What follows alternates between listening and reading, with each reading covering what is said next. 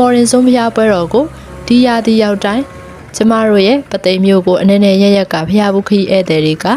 လာရောက်ကြပြီးတော့ပသိမ်ကနေမှတဆင့်မပူရောမျိုးနဲ့ဟိုင်းကြီးကျွန်းအနီးကမော်ရင်ဆုံးအငုံမှာရှိတဲ့ဖျားပွဲကိုတခုတကလာရောက်ဖူးမြော်ကြပါတယ်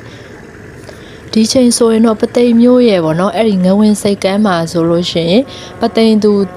ကျွန်တော်မပသိမ်သူတချင်းတန်လေးတညံညံနဲ့ပေါ့နော်အရန်ကိုပျော်ရွှင်စရာကောင်းပါတယ်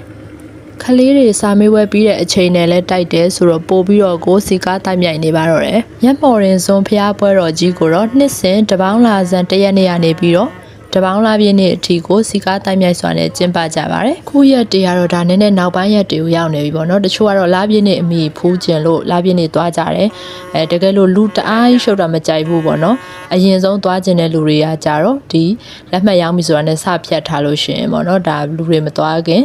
အရင်ဆုံးလေးသွားလို့ရတယ်ပေါ့နော်အဲ့လိုဆိုရင်လည်းတစ်မျိုးလေးကောင်းပါတယ်တပေါင်းလာကနွေရာသီဖြစ်တဲ့အတွက်ကြောင့်မလို့ပင်လယ်ကမ်းခြေအလှအပကိုလည်းခန်းစားပြီးတော့ဖျားဘူးလို့ရှိရင်စိတ်ကြည်နူးစရာလည်းကောင်းပါတယ်စသွားပြီဆိုလို့ရှိရင်ဒါသင်းမောပေါ်မှာဆိုရင်လည်းမုတ်တွေဝဲစားလိုက်စကားတွေပြောလိုက်တငယ်ချင်းအပေါင်းအသင်းတွေမိသားစုတွေအဲ့လိုမျိုးလေ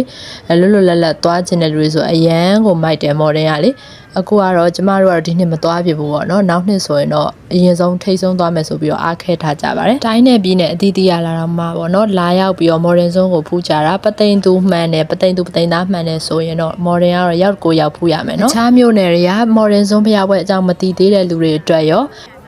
အဝေးရောက်နေတဲ့ပသိမ်သူပသိမ်သားတွေအတွက်ရောမော်ရင်စွန်ဖျားပွဲတော်ရဲ့အကြောင်းကိုအလွမ်းပြေပေါ့နော်တင်ဆက်ပေးလိုက်ပါတယ်ရှင်ဒါကတော့ငဝင်မြေကမ်းကိုလမ်းလျှောက်ရင်းနဲ့ဒီမော်ရင်တချင်းတန်လေးတွေကြားပြီးတော့ဒါလေးကိုရိုက်ထားတာပါ